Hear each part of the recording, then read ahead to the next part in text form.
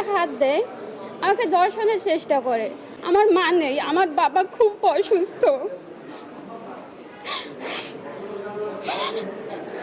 25/5/2022 আমাকে এবং আমার ভাইকে চাকরি দিবার কথা বলে প্রতারক চক্র 7,17,000 টাকা নিচ্ছে।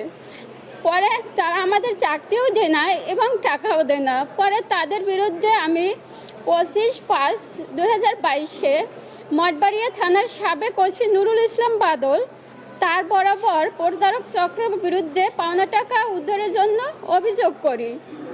অভিযোগ করার পর ওসি নুরুল ইসলাম বাদল আমাকে নানানভাবে আশ্বাস দেয় এবং প্রলোভন দেখায়।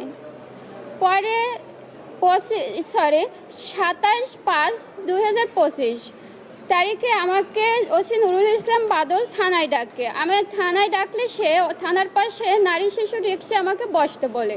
আমি ওখানে গিয়ে বসি। বসার পর সে আমাকে ওখানে গিয়ে আমার সাথে খুব খারাপ আচরণ করে। আমি প্রতিবাদ করে ওখান থেকে চলে আসি। চলে আসার পর সে আক্রোশে সেই থেকে আমাকে নানানভাবে হয়রানি হেনস্থা শুরু করে।